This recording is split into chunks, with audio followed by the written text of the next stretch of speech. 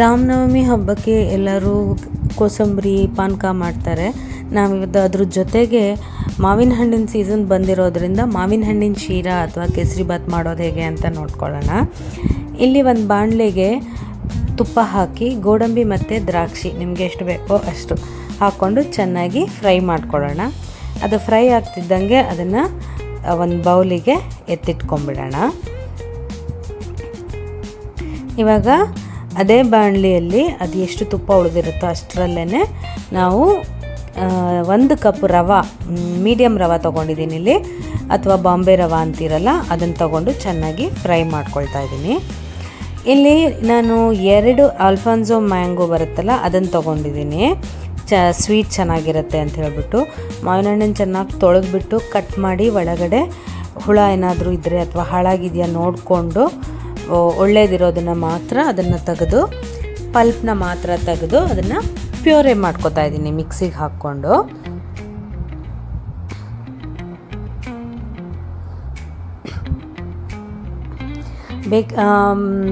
ನಾನಿಲ್ಲಿ 2 ಮಾವಿನ ಹಣ್ಣನ್ನು ತೊಗೊಂಡಿದ್ದೀನಿ. ಬೇಕಿದ್ದರೆ ನೀವು ಇನ್ನೂ ಒಂದು ಮಾವಿನ ಹಣ್ಣು ತೊಗೊಂಡು ಅದರ ಪಲ್ಪಲ್ಲಿ ಬರೀ ಸಣ್ಣ ಸಣ್ಣ ಪೀಸಸ್ ಆಗಿ ಮಾಡಿಕೊಂಡು ಆಮೇಲೆ ಅದನ್ನು ಬೇಯಕ್ಕೆ ಹಾಕಿದಾಗಲೂ ಮಧ್ಯ ಮಧ್ಯ ಮಾವಿನ ಹಣ್ಣಿನ ಪೀಸಸ್ ಸಿಗ್ತಾಯಿದ್ರೆ ಅದು ಚೆನ್ನಾಗಿರುತ್ತೆ.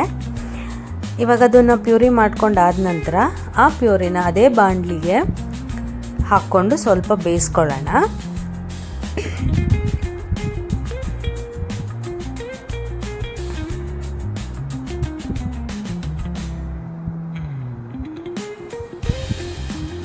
ಇವಾಗ 1 ಕಪ್ ರವೆಗೆ ನಾನಿಲ್ಲಿ 3 ಕಪ್ ಆಗುವಷ್ಟು ನೀರು ತೊಗೊಂಡಿದ್ದೀನಿ.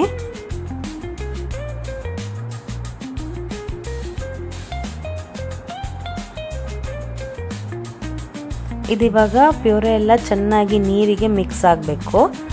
ಚೆನ್ನಾಗಿ ಮಿಕ್ಸ್ ಮಾಡಿಕೊಂಡು ಒಂದು ಕುದಿ ಬಂದ ನಂತರ ಇದಕ್ಕೀಗ ನಾವು ಹುರಿದಿಟ್ಕೊಂಡಿರೋ ರವೆನ ಹಾಕ್ಕೊಂಡು ಚೆನ್ನಾಗಿ ಗಂಟಿಲ್ದಂಗೆ ಮಿಕ್ಸ್ ಮಾಡ್ಕೋಬೇಕು.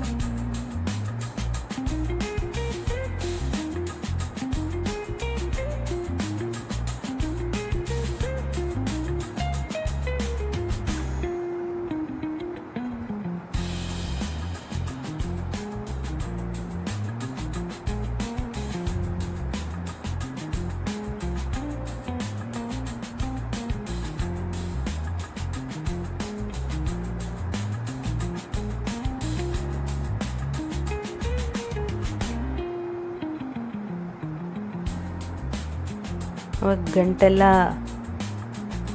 ಇದು ಸಟ್ಕದಲ್ಲಿ ಅಥವಾ ನಿಮ್ಮ ಸ್ಪ್ಯಾಚುಲಾದಲ್ಲಿ ಆಗಲಿಲ್ಲ ಅಂದರೆ ನಾನಿಲ್ಲಿ ವಿಸ್ಕರ್ ತೊಗೊಂಡಿದ್ದೀನಿ. ಅದರಲ್ಲಿ ಗಂಟೆಲ್ಲ ಪುಡಿ ಆಗುತ್ತೆ ಅಂತ ಹೇಳಿಬಿಟ್ಟು ಚೆನ್ನಾಗಿ ಅದರಲ್ಲಿ ಮಿಕ್ಸ್ ಮಾಡ್ಕೊತಾ ಇದ್ದೀನಿ. ಅದಾದ ನಂತರ ಒಂದು ಸ್ವಲ್ಪ ಹೊತ್ತು ಬೇಯಕ್ಕೆ ಬಿಟ್ಟು ಮಧ್ಯ ಮಧ್ಯ ಒಂದೊಂದು ಸ್ಪೂನ್ ತುಪ್ಪ ಹಾಕ್ತಾ ಇರಬೇಕು. ಕೇಸರಿ ಬಾತಿಗೆ ತುಪ್ಪ ಇದ್ರೇ ಚಂದ.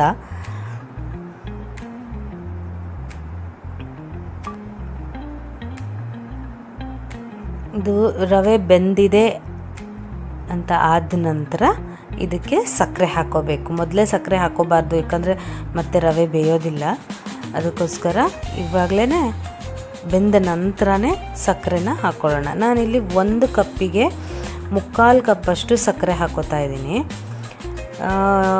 ಯೂಶ್ವಲಿ 1 ಕಪ್ಪಿಗೆ 1 ಕಪ್ ಸಕ್ಕರೆ ಅಥವಾ 1/4 ಕಪ್ ಸಕ್ಕರೆ ಹಾಕ್ಕೊಳ್ಳೋದು ನಾನು. ಈಗ ಮಾವಿನ ಹಣ್ಣು ಹಾಕಿರೋದ್ರಿಂದ ಅದರಲ್ಲೂ ಸಿಹಿ ಇರೋದ್ರಿಂದ ನಾನಿಲ್ಲಿ 3/4 ಕಪ್ ಮಾತ್ರ ಹಾಕೋತಾ ಇದ್ದೀನಿ. ಮಾವಿನ ಹಣ್ಣಿನ ಸಿಹಿ ಮೇಲೆ ನಾವು ಸಕ್ಕರೆ ಎಷ್ಟು ಹಾಕೋಬೇಕು ಅನ್ನೋದ್ರದ್ದು ಡಿಪೆಂಡ್ ಆಗುತ್ತೆ. ಅಕಸ್ಮಾತ್ ನಿಮಗೆ ಸಕ್ಕರೆ ಕಮ್ಮಿ ಅನ್ನಿಸ್ತು ಅಂದರೆ ಸ್ವಲ್ಪ ಬೇಕಾದರೆ ಆಮೇಲೂ ಆ್ಯಡ್ ಮಾಡ್ಕೋಬೋದು. ಸಕ್ಕರೆ ಕರಗಿಬಿಡುತ್ತೆ, ಬಿಸಿಗೆ ಏನು ತೊಂದರೆ ಆಗೋದಿಲ್ಲ.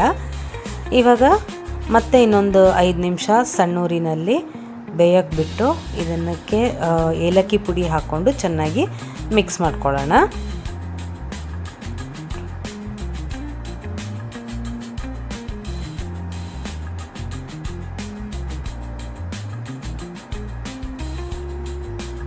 ಇದೆಲ್ಲ ಮಿಕ್ಸ್ ಆದ ನಂತರ ನಾವು ಹುರಿದಿಟ್ಟಿರೋ ದ್ರಾಕ್ಷಿ ಗೋಡಂಬಿನೂ ಹಾಕಿ ಬೇಕಿದ್ದರೆ ಮೇಲಿಂದ ಇನ್ನೂ 1 ಸ್ಪೂನ್ ತುಪ್ಪ ಹಾಕಿ ಚೆನ್ನಾಗಿ ಮಿಕ್ಸ್ ಮಾಡಿದ್ರೆ ನಮಗೆ ಮಾವಿನ ಹಣ್ಣಿನ ಶೀರಾ ಅಥವಾ ಕೇಸರಿ ಬಾತ್ ರೆಡಿ ಆಗುತ್ತೆ.